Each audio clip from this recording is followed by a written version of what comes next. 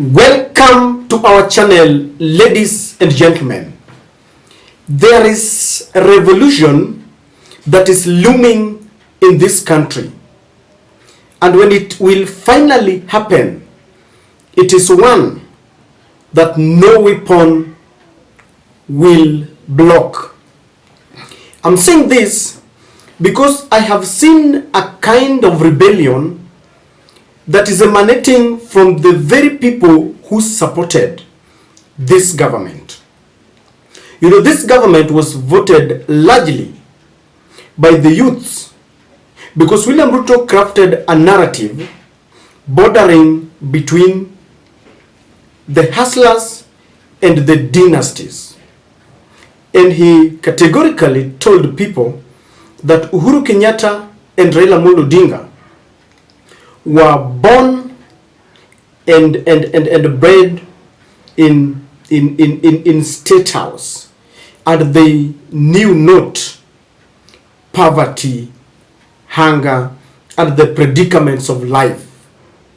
And he told them that as a hustler, he started as an egg vendor, and he rose up to the level of a deputy president. And with that, he told them that every dream is valid.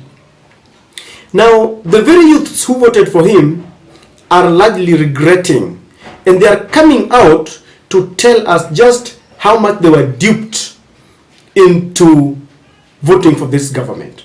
And some of them had been indoctrinated from their childhood to believe that Raila Odinga could never form a government. Others were told that he was cursed. Look at this Mount Kenya youth who is saying that when he voted for the first time, he was actually being controlled by the parents and he could not make sound decisions. Wakikuyu na wakale, hakuna mkikuyu ama mkale mwenye ataumia. Yes, we made a mistake. Hatuko tunajua serikali itakuwa hivi, lakini not all of us tulipigia serikali kura. Yes, wakikuyu na wakale walikuwa pale frontline. Lakini let me tell you one thing. Most of us wakalenjin na wakikuyu, sisi first timers wenye tulipiga kura, sisi ni wazazi wetu walikuwa wanatu control. Most of us hatuko tunajua hata sura Raila inakaa aje. Sisi tulikuwa tunaambia tu Raila ni mchawi, Raila ajui kuongoza, Raila hajatairi, vitu kama hizo. That's why sisi tuleta tukapiga kura blindly. Na mimi naomba msamaha kama kwa Wakenya. Musamehe hizi tribe mbili. Sisi wengi wetu ma youths ndo walipiga kura, not old people. Na ma youths walikuwa na controliwa na their parents. Because our parents wamegrow wakiwa tribal sana. Ma parents wetu wamekuwa tribal. Paka wengi wetu tunakatazwa tusioe from other tribes. Lakini unapata hizo tribes zingine wasichana ni warembo sana. Lakini tunaambiwa tusiwaoe because our parents wamesay so. Hiyo ndio kitu inaturamba saa hii. Sasa msikuje ku-attack everyone. Msikuje ku-attack ati Wakikuyu watateseka nini. Kumbukeni bana, supermarket ni moja, duka ni moja. Mnanipata? So iko hivi.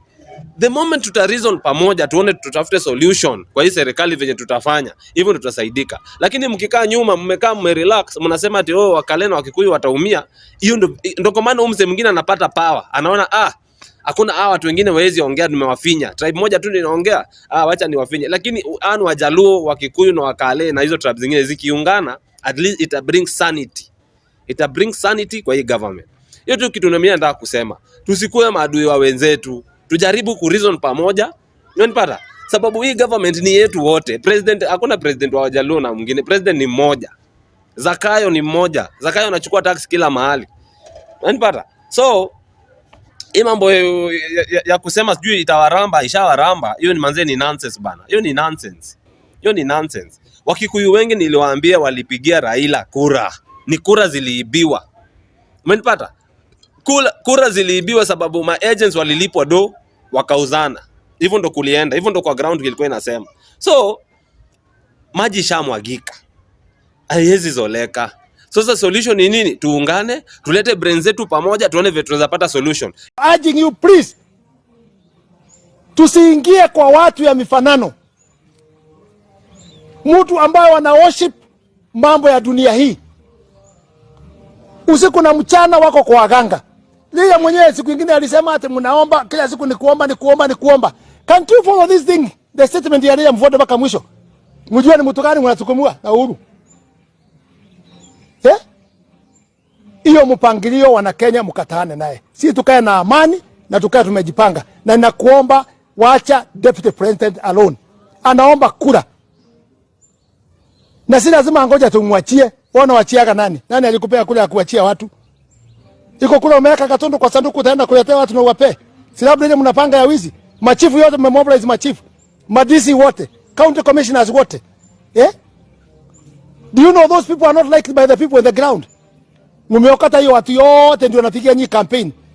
Na kupeana unga ambaye imeoza. Unga ambaye ni expired. Mnadanganya watu ate unga mumerudisha 100 ate kwa wiki 3. Unafikiri wananchi ni wajinga? Atutayamusha unga kwa wiki 3 alafu mkichukua mrudi mbadilishe. Hiyo ni kutaka kuku na mahindi. Unafikiri wanakanya ni wajinga namna hiyo?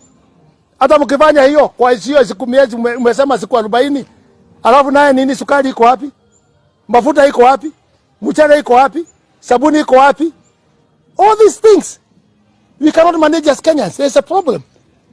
Revolution ikiingia, nobody can stop it.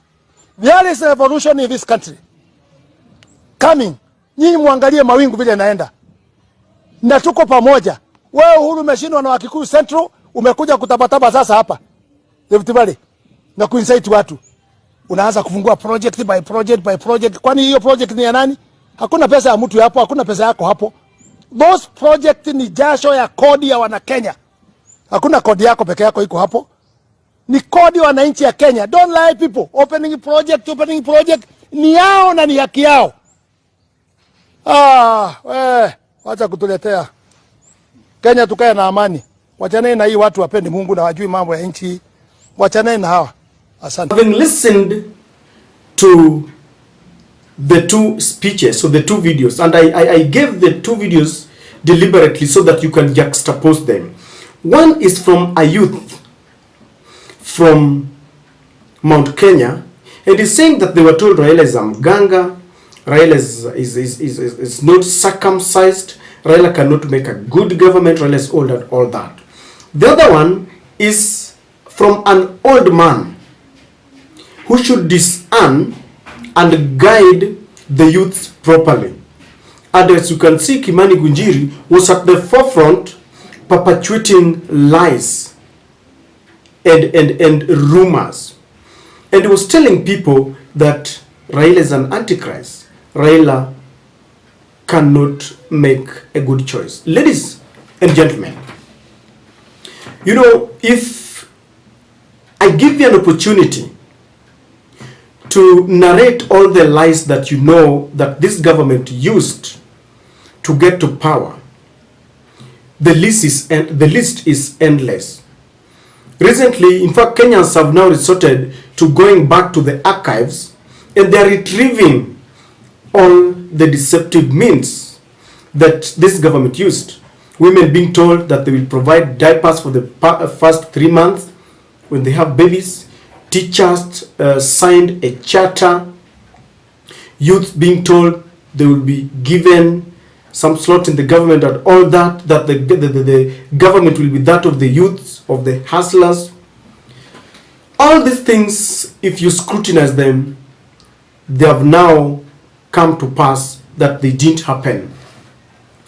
But I want to talk about some two lies that were perpetuated, because if there are two lies that I cannot forget, there are two. One is the lie that Raila Odinga and his team composed of team that was an antichrist.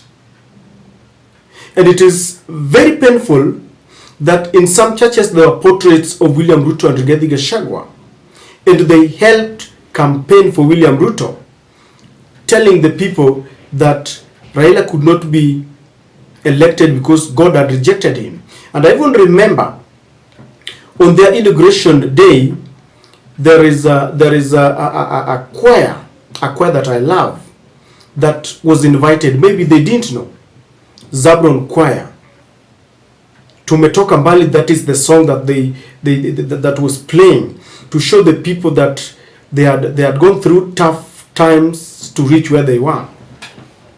Today it is very clear, because even the church has come out and they are condemning this government, except for the M-Pesa clergy, the bishops that depend on handouts. And I wonder how they preach the word of God. The youths who are indoctrinated into believing that Raila ni mganga. I mean, how do parents sit down and tell their children that a particular tribe is bad? I mean, then I would say that my parents are my heroes. I was never, ever, even once, sat down by my parents to be told that this particular tribe is bad. In fact, I was brought up to understand that we are all Kenyans and we are equal before God and we are equal before the law. And I wonder how a parent of sound mind can, have a meeting with the children and tell them, Mjaluo ni mbaya, Mkisii ni mbaya, Mkikuyu ni mbaya. I mean, how does it happen? Someone was even telling me that in some tribes, before they vote, let me just be very specific. I have some friends who are coming from Kisumu, and they are married to ladies from Murang'a, Kirinyaga, and all that from Mount Kenya. And these ladies would literally be summoned back at home when elections are nearing, and they will be told, I know you are married in Nyanza, but don't make a mistake of voting for Raila Odinga. It sounds like a drama, it sounds like a movie, and that is where we go wrong. Because all these teachings have escalated to a level where even in the offices, some people have been denied jobs because of their names. But ladies and gentlemen, this young man is saying that he voted for the first time. And he is actually trying to expose what the parents did. And he is even apologizing on behalf of the other youths. Do you trust this young man? What do you make of that video?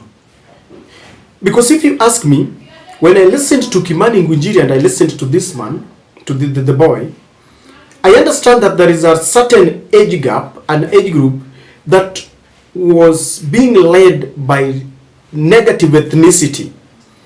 Do you know that people just believe Wakikuyu wanajua tu Wajaluo ni wabaya, ama Wajaluo wengine wana believe tu Wakikuyu ni wabaya, and when you ask them why, they will be telling you the political differences between Kenyatta, our founding fathers, Kenyatta and Jaramogi Oginga Odinga. They will be telling you that Wambui Otieno, that was a family matter.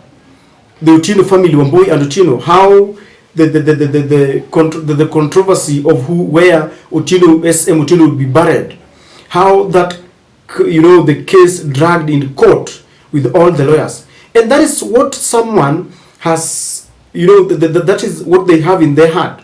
And they carry it down and they want to pass it down to their children, which is very bad. Our children in Tamari, they get to the same schools and colleges. We should be, teaching our children to scrutinize our leaders regardless of their tribal affiliation. To understand, because if you ask me, I wouldn't mind if William Ruto was the president and he's implementing the promises that he gave us. Let me ask you, if William Ruto was in power the way he's in power today, and you are buying unga at 70 shillings or 100, this is just an hypothesis, and then he has created jobs, and investors are coming in instead of running away, and then we don't have scandals like the petroleum and edible oil.